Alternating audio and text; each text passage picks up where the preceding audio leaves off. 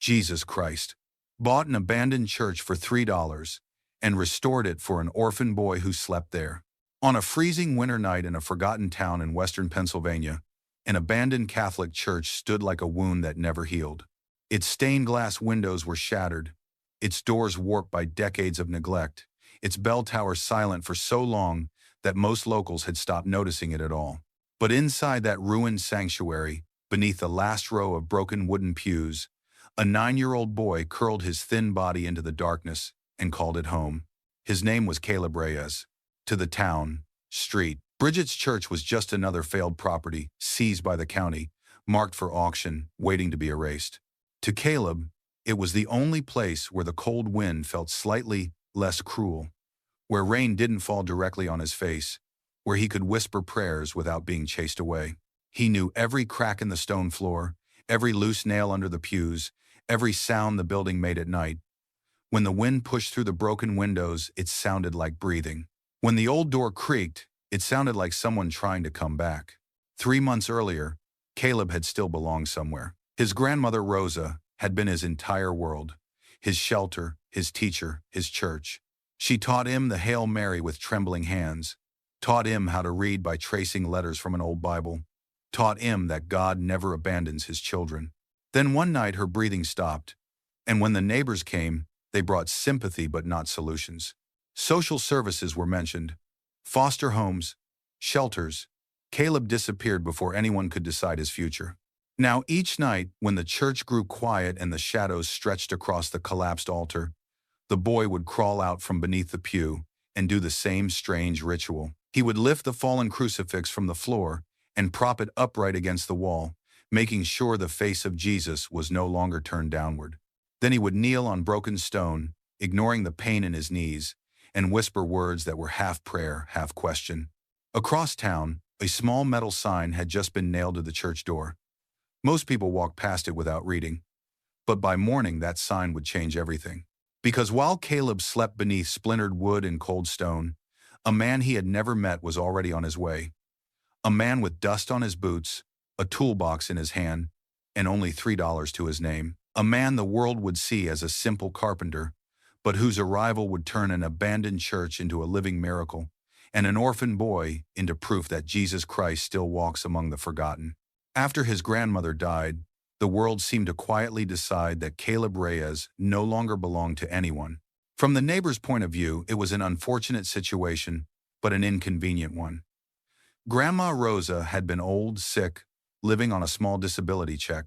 When her heart finally gave out in that narrow apartment above the closed laundromat, people shook their heads and crossed themselves. A few whispered prayers were offered. A casserole appeared at the door, and then the questions began. Who would take the boy? Social workers spoke in calm, professional tones. Temporary placement, intake forms, emergency shelters 2 counties away. To them, Caleb was a file waiting to be processed. To the neighbors, he was a problem no one had room for. One family already had 3 kids. Another worked 2 jobs. Someone mentioned foster care like it was a mercy, not knowing the stories Caleb had overheard at school. Kids moved from house to house, forgotten birthdays, quiet bruises no one explained. Caleb heard everything. He stood in the hallway the night Grandma Rosa's body was taken away, clutching the sleeves of his jacket, listening to adults discuss his future, as if he weren't standing there at all.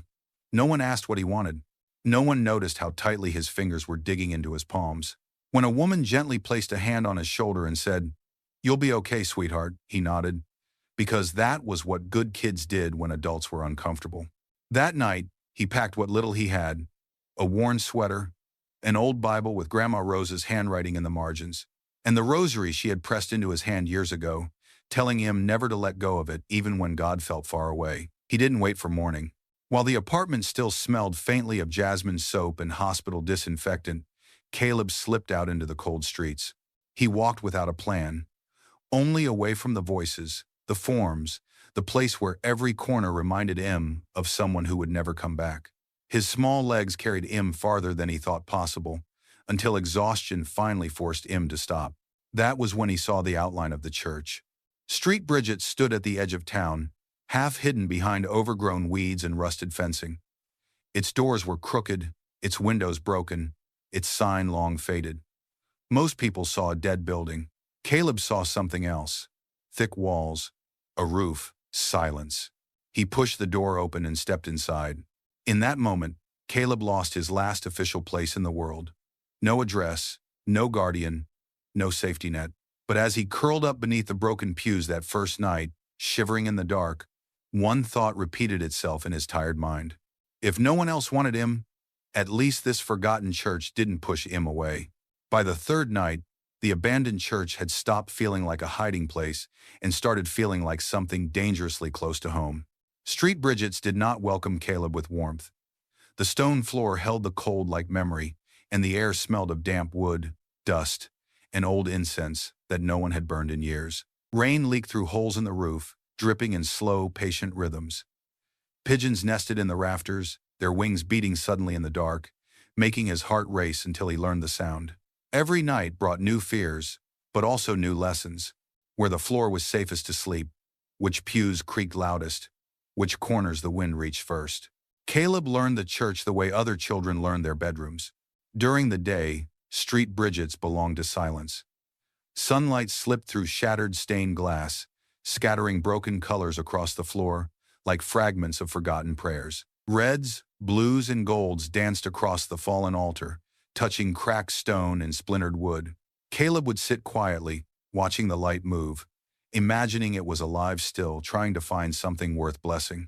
At night, the building felt different, louder, lonelier. That was when memories came back the hardest. Grandma Rosa humming while she cooked, her voice leading him through the rosary, her hands guiding his when he traced letters from the Bible. When the loneliness pressed too tightly on his chest, Caleb crawled out from under the pew and went to the altar. The crucifix lay face down where it had fallen long ago. Each night, without exception, Caleb lifted it with both arms, straining under its weight, and leaned it carefully against the wall. He made sure Jesus was facing upward. It mattered to him, though he couldn't explain why. Then he knelt on the broken stone, ignoring the sharp pain biting into his knees, and whispered prayers that sounded less like church and more like conversation. Some at times he asked for food. Some at times for sleep without nightmares. Some at times he asked nothing at all, just sat there listening to the echo of his own breathing. Other times, when the hunger burned too sharply or the cold felt unbearable, his prayers turned into questions. Honest ones, hard ones. The church never answered, but it also never drove him away. Slowly, Caleb began to treat the place with care. He swept broken glass into piles. He stacked fallen hymnals in a corner, even though their pages were too damaged to read. He learned which leaks to avoid during rainstorms and which spots stayed dry. He guarded the church like it was alive, like it had chosen him as much as he had chosen it.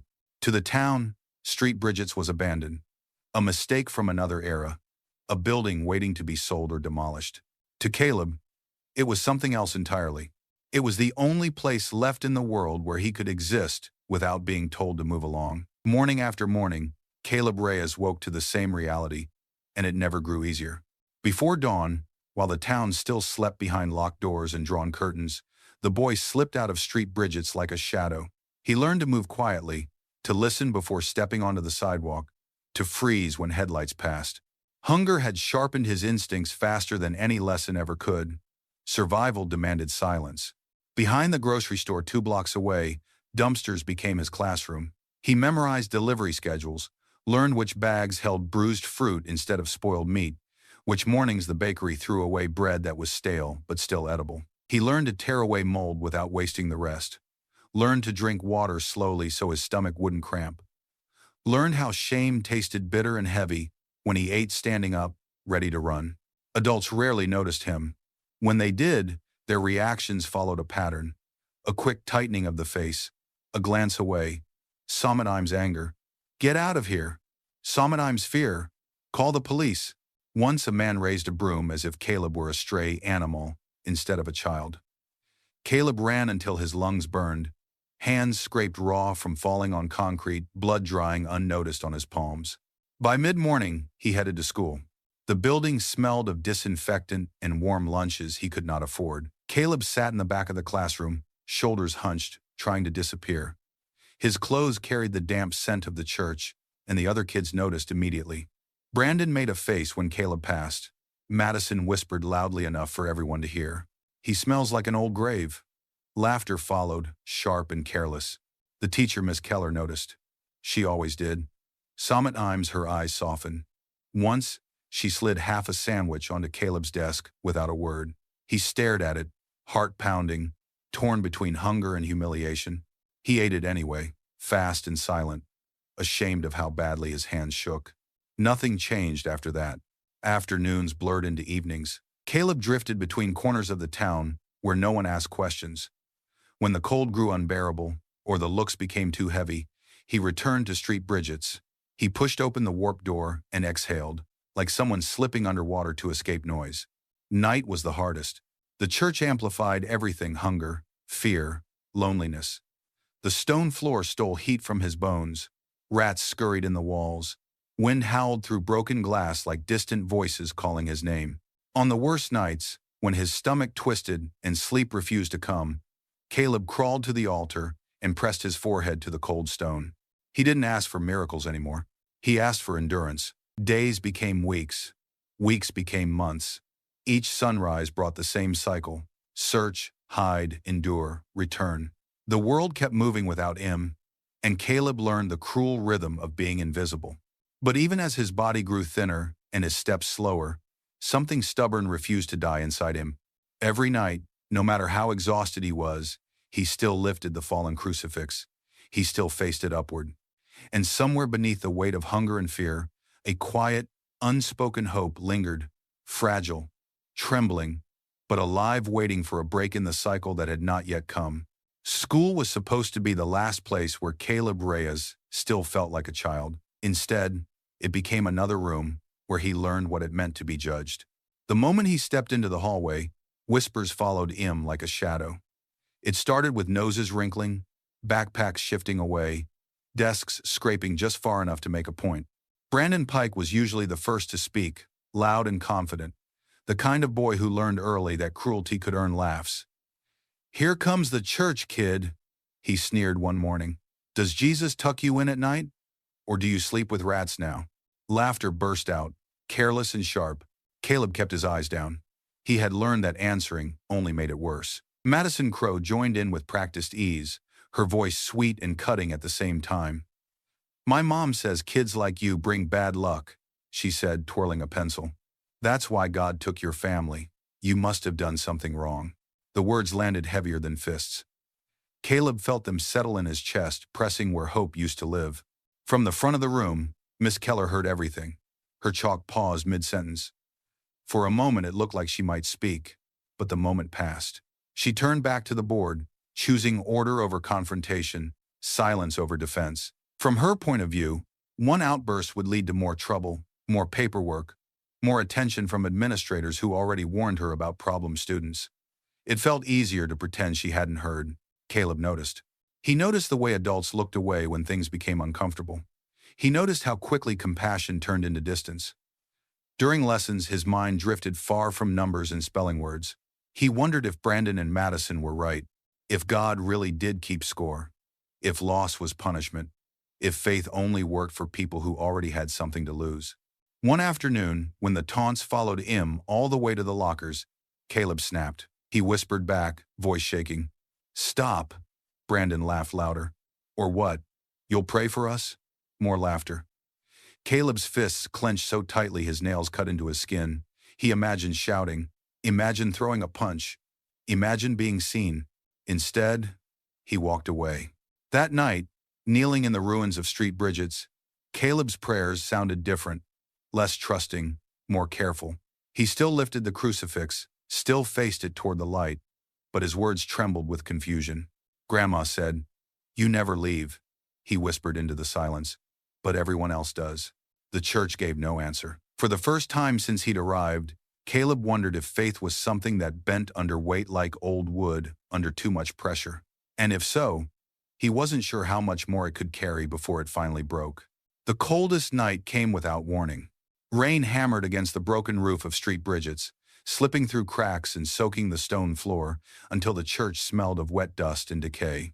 Caleb Reyes huddled beneath his usual pew, his thin jacket clutched tight around his ribs, teeth chattering so hard he was afraid the sound would give Em away, even though no one was there to hear it. Hunger had dulled into something worse than pain, a hollow dizziness that made the world feel unsteady.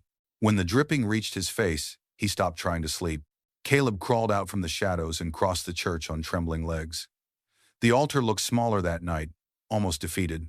The crucifix lay where he had left it earlier, propped against the wall, the face of Jesus turned upward toward the broken ceiling. Lightning flashed through the shattered stained glass, scattering fractured color across the floor like spilled blood and fire. Caleb dropped to his knees. The stones bit into his skin, but he didn't move. His hands shook as he pressed them together, fingers stiff and raw from the cold. For a long moment, no words came. Then everything he had been holding back poured out at once. "Why did you leave me?" His voice cracked, echoing through the empty church. "First my mom, then my dad, then Grandma. Everyone goes. Everyone." The rain answered loud and relentless. "They say it's my fault. They say, you punish people who are bad. If that's true, just tell me what I did." His shoulders began to shake. Tears cut clean lines through the dirt on his cheeks. "I'm 9, he whispered, as if the number itself were a defense. "I don't want to be brave anymore. I don't want to be invisible. I just want someone to want me." Caleb's hands fell to the floor, palms scraping stone as his strength gave out. He leaned forward until his forehead touched the cold ground, sobbing openly now, no longer trying to be quiet. The words came faster, desperate, and unfiltered. "Grandma said, you never abandon your children, but I'm right here. I'm alone. If you can hear me at all, please, just give me a sign. Anything." Silence followed. No voice answered. No warmth filled the room. Only the steady rhythm of rain and Caleb's uneven breathing remained. Exhaustion finally pulled him down, and he curled against the altar steps, eyes swollen, body trembling. As sleep climbed his last thought was not anger, but surrender. If God was still there, Caleb had said everything he had left to say. Morning arrived thin and gray, as if the night had not fully let go. Caleb Reyes woke with his body aching and his throat dry, the stone floor still cold beneath him. The storm had passed, leaving behind a damp silence that clung to the walls of Street Bridget's. He sat up slowly, dizzy from hunger, and whispered a habitual greeting into the emptiness, more reflex than hope. Then he stood and shuffled toward the door to begin another day of searching for food.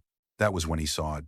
A small metal sign had been nailed to the crooked wooden frame overnight. It was rusted, cheap, and easy to miss, exactly the kind of thing adults posted without thinking about who might be watching. The morning breeze lifted one corner just enough for the words to catch the light. "For sale, county auction, seized property. Inquire at municipal office." Caleb stared at it, not fully understanding at first. Then the meaning landed all at once, heavy and sharp. The church was not just forgotten anymore. It was being clammed, measured, assigned a price. Soon strangers would come in with keys and clipboards, telling him to leave. The last place that hadn't asked questions would disappear like everything else. His chest tightened as he backed away from the door. All day, the sign followed him like a shadow. While he scavenged behind the bakery, he kept seeing those words in his mind. While he sat in the back of class, pretending to listen, the thought returned again and again. Where will I go next? Street. Bridget's had been broken, but it had been constant. Losing it felt like losing the ground beneath his feet. That night, Caleb returned with half a loaf of stale bread and one bruised apple, more than usual, but it didn't help. He sat on the altar steps, staring at the crucifix, his face strangely calm. The fear had settled into something quieter, heavier. "So this is it," he whispered into the dark. "This was never meant to last." He didn't cry this time. He simply lay down beneath his pew, clutching the apple like a treasure, and closed his eyes. Sleep came in short, uneasy fragments, filled with dreams of hands pulling him away while doors slammed shut behind him. What Caleb did not know, what no one in that town could have imagined, was that the sign was not a warning. It was an invitation. And before the next morning ended, someone would read it very differently. The next morning, the air around Street Bridget's felt different. Still cold, still quiet, but charged with something unseen. Caleb Reyes noticed it first from inside the church. The usual sounds of the town waking up engines, footsteps, distant voices seemed to fade as he approached the door. When he pushed it open, Blinking against the pale winter light, he froze. A man stood beneath the crooked sign. From the sidewalk he looked ordinary enough. Dust clung to his work boots. His jacket was worn at the elbows. Dark curls fell loosely around his face, and a wooden toolbox rested at his feet, so old its edges had been smoothed by years of use. To anyone passing by, he could have been a contractor assessing a demolition job or a laborer looking for work. But he wasn't looking at the building the way contractors usually did. The man studied the sign slowly, reading every word as if it mattered. He slipped one hand into his pocket, then the other, searching, counting. After a moment, he nodded to himself, almost solemnly.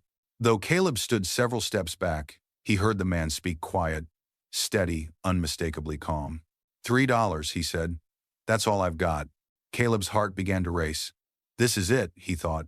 He's here to buy it. He's here to make me leave. Instinct took over. Caleb retreated into the shadows of the church, pressing himself behind a cracked column near the aisle. From there he watched as the man lifted the toolbox, crossed the threshold, and stepped inside. The door creaked loudly, but the man didn't flinch. His boots crunched softly over broken glass and stone. "Wow," the man murmured, voice low with something that sounded like grief. "They really let you fall apart?" He moved through the sanctuary slowly, running his fingers along the damp walls, pausing at the collapsed altar. When he reached the crucifix, he stopped completely. For a long moment he simply stood there, eyes fixed on the scarred wood. Then he knelt. Caleb's breath caught. No one ever knelt here. The man bowed his head, not in haste, not out of habit, but with a reverence that filled the ruined space. When he rose, he lifted the crucifix gently, as if greeting an old friend. "You've been treated badly," he said softly, "but I know what it's like to be abandoned." At that moment, the man turned directly toward the column where Caleb hid. "I'm not alone here," he said, his voice warm, certain. "You can come out. I won't hurt you." Caleb didn't move. The man smiled, not with amusement, but with understanding. "I can hear your breathing," he added gently, "and I can feel how scared you are, but you're safe with me." Something in that voice, steady, familiar, impossibly kind, cut through Caleb's fear. Slowly trembling, he stepped into the light. The man met his eyes, and for the first time in weeks, Caleb felt something he couldn't name. Not pity, not charity, but recognition. And though neither of them said it out loud, both stood in that broken church knowing this meeting was not an accident, and that $3, somehow, was about to become everything. The boy did not run. That alone surprised him. Caleb Reyes stood a few steps inside the sanctuary, shoulders tense, ready to bolt if the man moved too quickly or raised his voice. Every instinct built by weeks of hunger and fear told him that adults came with conditions, questions, rules, consequences. But the man near the altar did none of those things. He did not step closer. He did not demand answers. He simply waited. From the man's point of view, the child in front of him looked smaller than expected, too thin, too careful. A boy who had learned to measure every movement. The man softened his posture and spoke again, slower this time. "You've been sleeping here," he said, not accusing, only stating a fact. "I can tell. Under the back pew. You keep things tidy." Caleb's eyes widened. He hadn't realized how visible his invisible life had become. The man bent down, not toward the boy, but toward his toolbox. Caleb stiffened, muscles coiled to flee. Instead of tools, the man pulled out a simple cloth bag. He opened it carefully, as if revealing something sacred. Inside were warm tortillas wrapped in linen, a small container of beans, and 3 bright oranges that looked impossibly fresh against the gray stone. "I always carry food," the man said gently. "Would you share breakfast with me?" The question landed softly, but it shattered something inside Caleb. He hadn't been invited anywhere in months. His stomach answered before his mouth could, growling loudly in the quiet church. Heat rushed to his face, shame and hunger colliding. I don't have money," he whispered. The man smiled, not amused, not condescending but kind. "I'm not selling," he said. "I'm inviting." He sat down on the dusty floor without hesitation, legs crossed, as if broken stone were a kitchen table. He laid out 2 small metal plates and began serving the food evenly. Only then did he look up again. "Before we eat," he said, extending his hands, "may we give thanks?" Caleb hesitated, then placed his small, rough hands into the man's large, calloused ones. They were warm, steady. The man prayed, simply thanking God for food, for meeting each other, for guiding steps to the right place at the right time. When he said, "Amen," Caleb echoed it, barely audible. The first bite felt unreal. Warm bread, real food. Caleb ate quickly at first, then slowed as tears blurred his vision. The man said nothing, only watched with a quiet attentiveness that felt like protection. When Caleb finished his plate, the man slid half of his own toward him without a word. Something else changed too. The church no longer felt dangerous.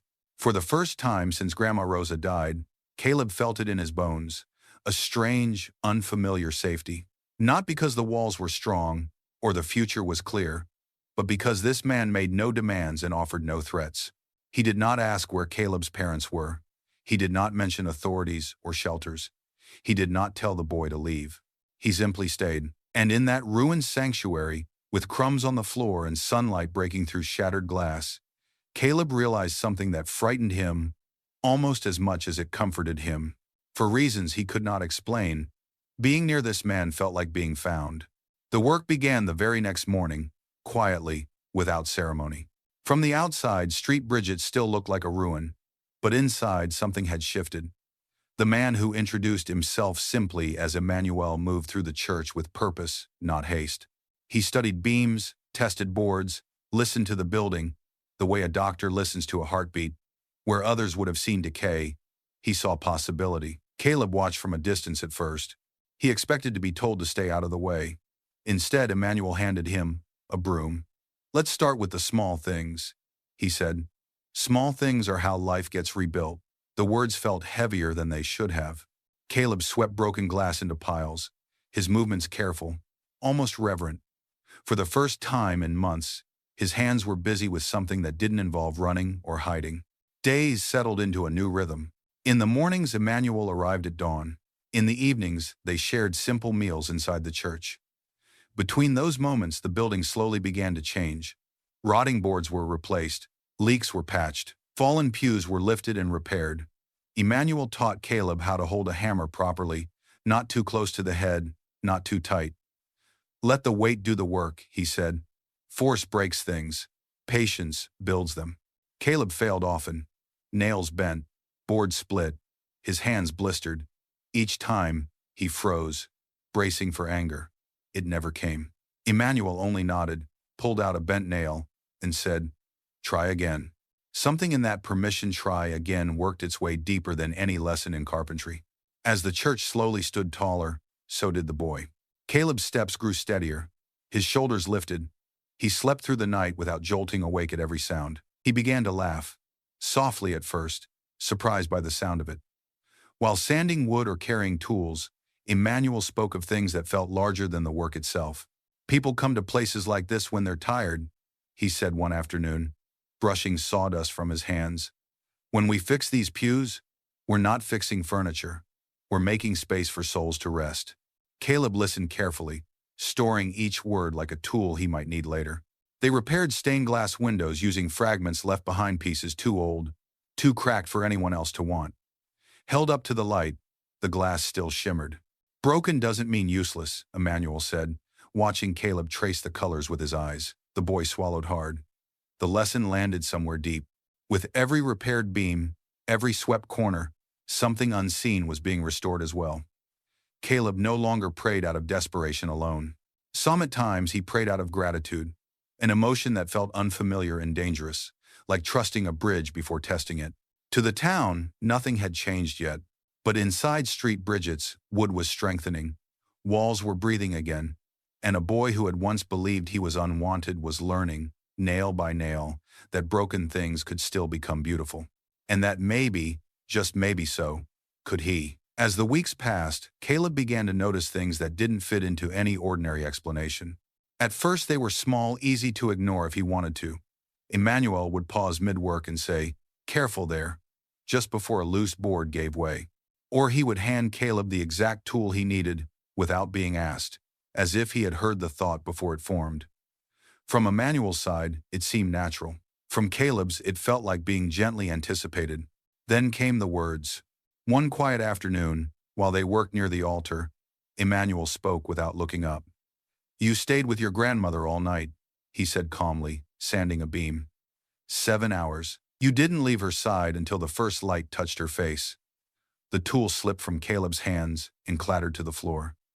He had never told anyone that. Not the neighbors, not the teacher, not even himself, out loud. Caleb stared at Emmanuel. "How do you know that?" Emmanuel didn't answer.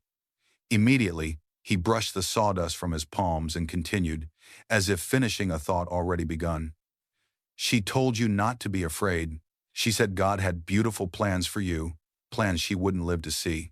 And you promised her you'd be strong." The air left Caleb's chest.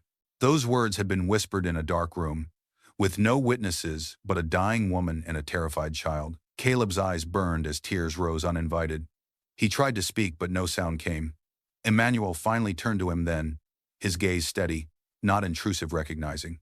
Another day, while repairing a window, Emmanuel spoke again. "You lift the crucifix every night," he said gently, "even when you're exhausted, even when you're angry." Caleb froze. "That matters," Emmanuel added. "More than you know." Slowly fear crept in, not the sharp kind that told Caleb to run, but a deeper unease.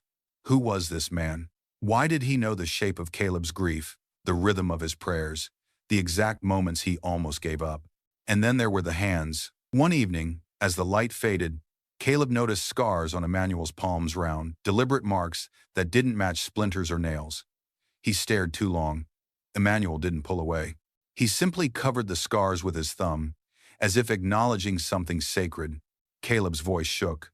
"Who are you?" Emmanuel smiled softly. Sadness and love braided together. "Someone who has always been closer than you thought." That night, Caleb lay awake beneath the repaired roof, heart racing. The church felt alive around him, breathing with memory and promise. He didn't yet understand the truth forming at the edges of his mind. But deep inside, a certainty was beginning to rise. This man hadn't just found him, he had always known him. Morning came softly, without thunder or warning. Caleb woke expecting to hear the familiar sounds, boots on stone, the gentle clink of tools, Emmanuel humming low as he prepared breakfast. Instead, the church was silent, too silent.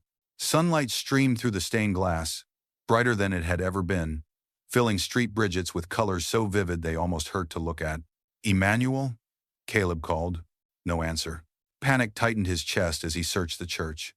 The workbench stood empty. The old wooden toolbox was gone. Outside, the garden they had planted bloomed.